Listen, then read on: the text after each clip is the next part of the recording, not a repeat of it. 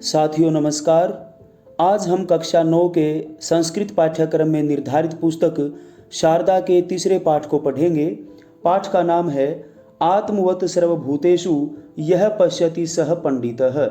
आत्मवत अपने जैसा, सर्वभूतेषु सभी प्राणियों में, यह पश्यति जो देखता है, सह पंडितः वही विद्वान है। जो व्यक्ति सभी प्राणियों में अपने जैसा देखता है वही सच्चे अर्थों में ज्ञानी है, विद्वान है। यहाँ पर इस पाठ में संत नामदेव जी की कथा दी गई है कि संत नामदेव जी सभी प्राणियों में भगवान को देखते थे। संत नामदेव जी भगवान पांडुरंग के परम शिष्य, परम भक्त और परम मित्र थे। उन्हीं को लेकर यहाँ पर ये कथा दी गई है। तो आइए शुरू करते हैं इस पाठ को। भारत देशः बहुनाम ब्रह्मर्षिणाम महात्मनाम च भूमि। भारत देश अनेक ब्रह्मर्षियों और महात्माओं की भूमि है। तेषां चरित्राणि सकलस्य विश्वस्य कृते प्रेरणास्पदम। उन ब्रह्मर्षियों और महात्माओं का चरित्र संपूर्ण संसार के लिए प्रेरणादायक है। तेषां चरित्रेषु प्रतिपदम भूतदया, समता, क्षमा, अहिंसा, करुणा, ऋजुता, बंधुता च इत्यादीनि जीवन मूल्यानि प्राप्यन्ते। उनके चरित्रों में प्रत्येक पद पर प्राणी मात्र के प्रति दया, समानता, क्षमा, अहिंसा, करुणा, सरलता और भाईचारा आदि जीवन मूल्य प्राप्त होते हैं। महाराष्ट्रस्य प्रसिद्धः महात्मा नामदेव महाराजः स्वीय व्यवहारेण करुणायाः महानतम आदर्शम उपस्थापितवान्। महाराष्ट्र के प्रसिद्ध महात्मा नामदेव जी महाराज ने अपने व्यवहार से करुणा का महान आदर्श उपस्थापित किया। अर्थात उनके अंदर इतनी करुणा थी कि वो लोगों के आदर्श बन गए।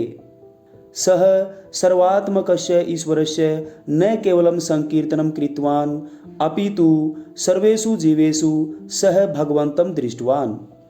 उन्होंने सर्वव्यापी ईश्वर का केवल भजन ही नहीं किया अपितु सभी जीवों में उन्होंने भगवान को देखा। यानी प्रत्येक जीव में वो भगवान का दर्शन करते थे। नामदेव महाराजस्य जीवनस्य काचित् शिक्षाप्रदा घटना अत्र प्रदर्शिता अस्ति। नामदेव जी महाराज के जीवन की कोई शिक्षाप्रद घटना यहाँ प्रस्तुत की गई है। याम पठित्वा, जिसको पढ़कर अस्माकं जीवनम परिवर्तितम भवेत, हमारा जीवन परिवर्तित हो जाएगा। यहाँ इस पाठ में नामदेव जी महाराज के जीवन की एक घटना दी गई है जो बहुत ही सीख देने वाली है, प्रेरणादायक है। यदि हम उस पर अमल करें तो हम अपने जीवन को बदल सकते हैं, हम भी दयालु करुणावान बन सकते हैं। कपिलः माधवी च अवकाश काले मातुल गृहम गतवन्तौ। कपिल और माधवी छुट्टियों के समय में अपने मामा के घर गए हुए थे। तत्र क्रीड़ा वेलायाम कंचन शुनकम दृष्टवन्तौ। शुनक होता है कुत्ता। वहां उन दोनों ने खेलते समय किसी कुत्ते को देखा। तम दृष्ट्वा पाषाण खंडम हस्ते स्वीकृत्य तम मारयितुम धावितवन्तौ। वे दोनों उस कुत्ते को देखकर पत्थर के टुकड़े को हाथ में लेकर उसे मारने के लिए दौड़े। शुनकः भयेन आक्रोशम कुर्वन् वेगेन धावितवान्। कुत्ता भय के कारण आक्रोश करते हुए बहुत ही वेग से दौड़ने लगा। आक्रोश यानी कि उनके प्रति गुस्सा किया और भौंकता हुआ तेजी से दौड़ने लगा। तद्दृष्ट्वा कपिलः माधवी च ऊँचै हसितवन्तौ। उसे देखकर कपिल और माधवी दोनों जोर से हंसने लगे। मातामही तम प्रसंगम दूरात दृष्टवती तौ आहूतवती च। नानी जी उस घटना को दूर से ही देख रही थी और उसने उन दोनों को अपने पास बुलाया। मातामही भो कपिल माधवी किम कुरुतः। नानी जी कहती हैं, अरे कपिल और माधवी तुम क्या कर रहे हो।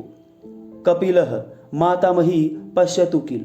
कपिल कहता है, नानी जी निश्चय ही आप देखिए सह शुनकः आवयोः क्रीडायां मध्ये मध्ये प्रविश्य आवां पीडयति स्म।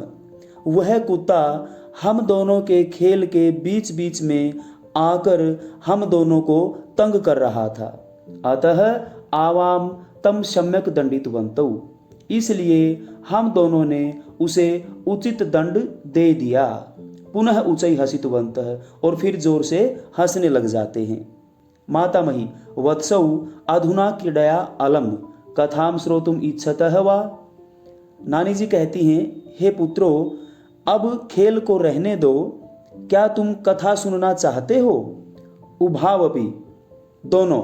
मातामही कथा, नानी जी से कहानी, रोजते में कथा, मुझे कहानी अच्छी लगती है। रोजते में मातामही, मुझे नानी जी अच्छी लगती हैं। मातामहीम आलिंगितवन्तौ, दोनों नानी जी के गले लग जाते हैं। मातामही उपविश्यताम सावधानेन शृणुताम च, नानी जी कहती हैं, दोनों बैठ जाओ और ध्यानपूर्वक सुनो। अस्माकं भारत भूमि ही अनेकेषां नर रत्नानां ब्रह्म ऋषिणां राज ऋषिणां च प्रसवित्री। प्रसवित्री होता है जन्म देने वाली। हमारी भारत भूमि अनेक मनुष्य रूपी रत्नों को अर्थात महापुरुषों को, ब्रह्म ऋषियों को और राज ऋषियों को जन्म देने वाली है। बहवः सत्पुरुषाः स्वीय कर्तृत्वेन जन्म सार्थकम कृतवन्तः, अनेक सत्पुरुषों ने अपने कार्यों से जीवन को सार्थक किया है। किम भवन्तौ महात्मानं नामदेवम जानीतः, क्या आप दोनों महात्मा नामदेव के बारे में जानते हैं? माधवी आम, हाँ, अहम श्रुतवती यत् तस्य कीर्तने स्वयं देवः पांडुरंगः नृत्यं कृतवान् इति, अपि सत्यम। माधवी कहती है, हाँ, मैंने सुना है कि उनके कीर्तन में स्वयं भगवान पांडुरंग नाचने लग जाते थे। अपि सत्यम, क्या यह सच है? मातामही आम, तस्यैव पुण्य श्लोकस्य पांडुरंग मित्रस्य नामदेव महाराजस्य एषा कथा। नानी जी कहती है, हाँ, तस्यैव, उसी पुण्य पवित्र श्लोकस्य चरित्र वाले की, उसी पवित्र चरित्र वाले पांडुरंग के मित्र नामदेव महाराज की यह कथा है। नामदेवः न केवलं पांडुरंगस्य प्रिय भक्तः अपितु प्रिय मित्रमपि। नामदेव न केवल पांडुरंग के प्रिय भक्त थे अपितु उनके प्रिय मित्र भी थे। देवः नामदेवम परितः भवति स्म, पांडुरंग भगवान नामदेव जी के चारों ओर अर्थात उनके आसपास ही होते थे।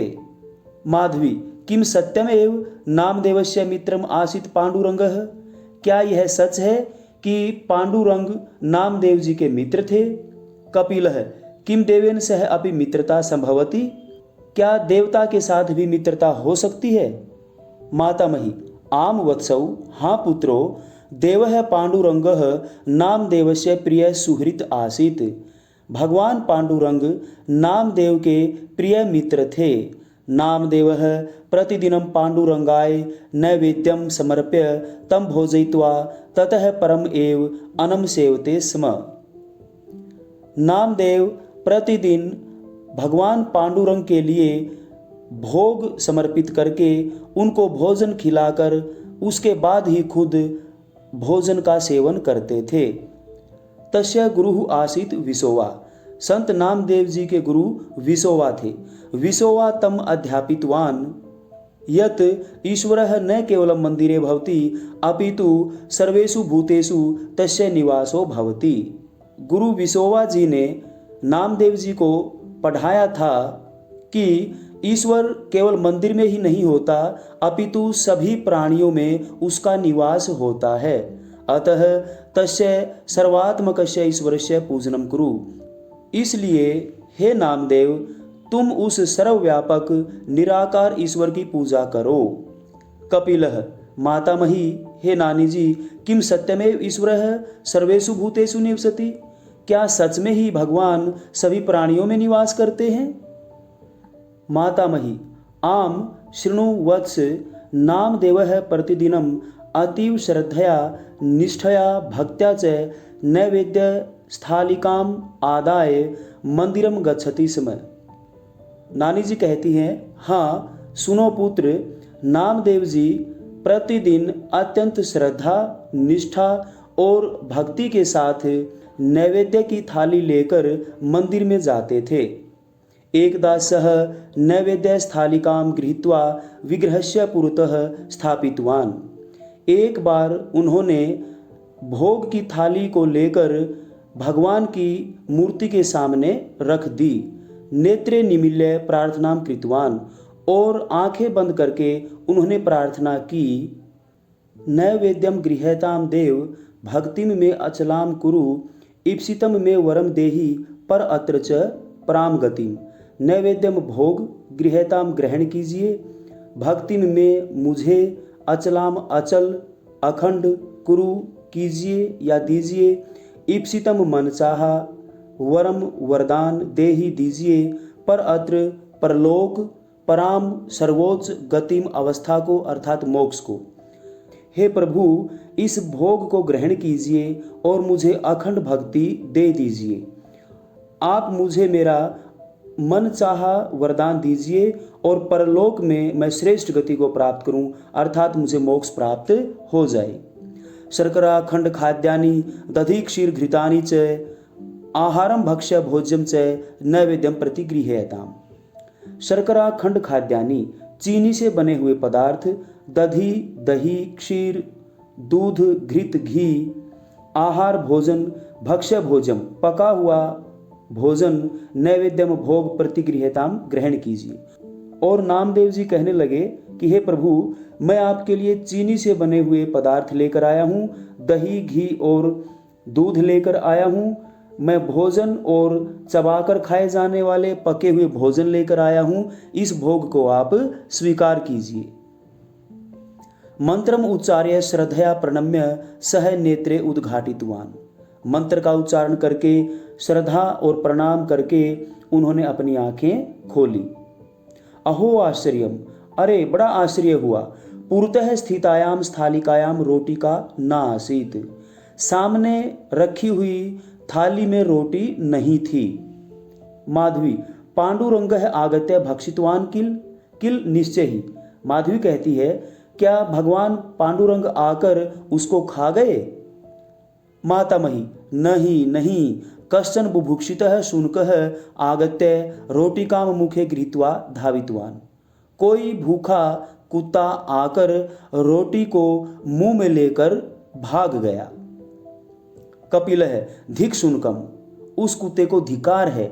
मातामही, हे नानी जी, पश्यतु, देखिए, शुनकः दुष्टः एव भवन्ति, कुत्ते दुष्ट ही होते हैं।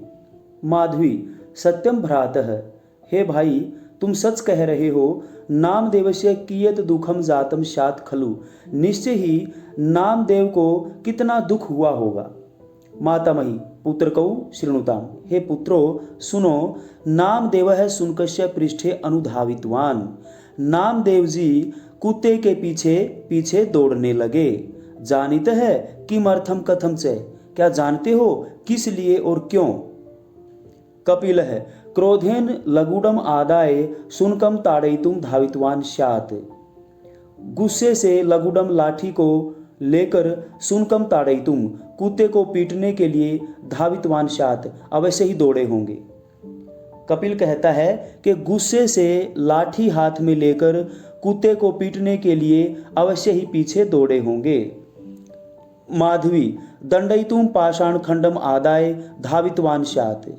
दंड देने के लिए पत्थर का टुकड़ा लेकर दौड़े होंगे। सत्यम किल मातामही, नानी जी, क्या यह सत्य है? मातामही, नहीं बालऊ, नहीं बच्चों, नामदेवः कोपेन न धावितवान। नामदेव जी गुस्से से नहीं दौड़े, प्रत्युत सह करुणया धावितवान, अपितु वे दया के कारण दौड़े। न लगुडम न पाषाण खंडम अपितु घृत पात्रम धृत्वा। न लाठी न पत्थर का टुकड़ा अपितु घी का बर्तन लेकर दौड़े। उभव अपि, दोनों, शास्त्रियम ऊंचाई, हैरानी से दोनों जोर से, किम घृत पात्रम आधृत्य, क्या घी का बर्तन लेकर? मातामही, आम, हाँ, घृत पात्रम आधृत्य, घी का बर्तन लेकर ही। उभव, दोनों, किंतु किमर्थम, लेकिन किस लिए? मातामही, जातौ हे पुत्रो, सुनकह शुष्क रोटी काम अपहृत पलायितवान खलु। निश्चय ही कुत्ता सूखी रोटी को चुराकर भाग रहा था।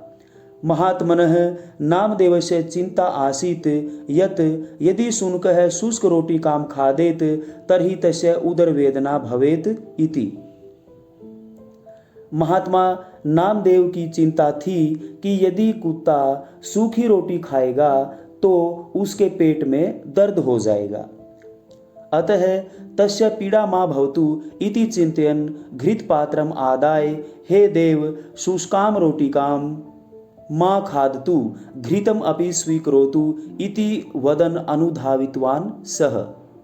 इसलिए उस कुत्ते को दुख ना हो, कष्ट ना हो, ऐसा सोचते हुए घी का बर्तन लेकर, हे महाराज सूखी रोटी को मत खाओ, घी भी स्वीकार करो, ऐसा कहते हुए नामदेव जी उस कुत्ते के पीछे दौड़ने लगे। उभौ परस्परम पश्यतः, दोनों आपस में देखते हुए। अपराध भावनया तयोः मुखे मलाने आस्ताम, अपराध की भावना से उन दोनों बच्चों के मुख मुरझाए हुए थे। मातामही, धावन शुनकः अदृश्यः जातः, नानी जी बताने लगी, दौड़ता हुआ कुत्ता अदृश्य हो गया। तस्य स्थाने पांडुरंगः आविर्भूतः, आविर्भूतः प्रकट हो गई। उस कुत्ते के स्थान पर भगवान पांडुरंग प्रकट हो गए। सह नामदेवम उक्तवान, उन्होंने नामदेव से कहा, वत्स नामदेव, हे पुत्र नामदेव, उत्तीर्ण है भगवान परीक्षाम, आप परीक्षा में उत्तीर्ण हो गए हैं। अर्थात मैं जो आपकी परीक्षा लेना चाहता था उसमें आप पास हो गए हो। ईश्वरः सर्वेषु भूतेषु निवसति, भगवान सभी प्राणियों में निवास करते हैं। इति गुरुपदेशम न केवलम भगवान श्रुतवान अपितु अनुपालितवान, इस गुरु के उपदेश को आप नामदेव जी ने केवल सुना ही नहीं अपितु उसका पालन भी किया। सुतराम धन्यो भवान, आप हमेशा धन्य हैं। कपिलः, मातामही, हे नानी जी, अहम प्रमादम कृतवान, प्रमाद होता है गलत कार्य करना या आलस्य। मैंने गलत कार्य किया। अकारणम ही सुनकम ताड़ितवान, बिना किसी कारण के ही उस कुत्ते को पीट दिया। इतः पूर्वमपि बहुवारम जीवान पीड़ितवान, इससे पहले भी अनेक बार मैंने प्राणियों को पीड़ित किया है। अद्य अहम ज्ञातवान यत सर्वेषु जीवेषु ईश्वरः निवसति, आज मैंने जान लिया कि सभी प्राणियों में ईश्वर निवास करते हैं। अतः कमपि न पीड़यिष्यामि इति, अतः आज के बाद मैं किसी को भी पीड़ित नहीं करूंगा, किसी को भी कष्ट नहीं दूंगा। माधवी, मातामही, क्षाम्यताम माम, हे नानी जी, मुझे क्षमा करें, माफ करें। अहमपि कदापि कश्यापि पीड़ाम न जनयिष्यामि, मैं भी कभी भी किसी के लिए पीड़ा उत्पन्न नहीं करूंगी, अर्थात किसी को कष्ट नहीं दूंगी। मातामही, चिरंजीविनौ, तुम दोनों लंबी आयु वाले बनो। माम निक्षा आगच्छताम, तुम दोनों मेरे पास आ जाओ। आलिंगनम कृत्वा, और गले लगाकर कहती हैं, अस्माकं कायेन वाचा मनसा वा कश्यापि पीड़ा न भवेत, हमारे शरीर, वाणी या मन से किसी को कभी दुख नहीं होना चाहिए। तथैव कश्यापि या कापि पीड़ा स्यात् ताम निवारयितुं प्रयतामहे इति संकल्पम कुर्मः, वैसे ही किसी को जो कोई भी पीड़ा हो, दुख हो, उसको दूर करने के लिए हमें प्रयत्न करना चाहिए, ऐसा संकल्प हमें करना चाहिए। इदम अस्तु अस्माकं ध्येयम, यही हमारा उद्देश्य होना चाहिए। आत्मवत सर्वभूतेषु यह पश्यति सह पंडितः, जो सभी प्राणियों में अपने जैसा देखता है वास्तव में वही ज्ञानी है, वही विद्वान है। तो प्यारे बच्चों, इस पाठ से हमें यह शिक्षा मिलती है कि हमें सभी प्राणियों के प्रति दया भाव रखना चाहिए, मन, वचन या कर्म से कभी भी किसी को पीड़ा नहीं पहुंचानी चाहिए। इस प्रकार ये इस पाठ का हिंदी सरलार्थ था। आपको कैसा लगा एक प्यारा सा कमेंट करें, लाइक शेयर सब्सक्राइब करें। इस वीडियो को सुनने के लिए आपका कोटि कोटि धन्यवाद।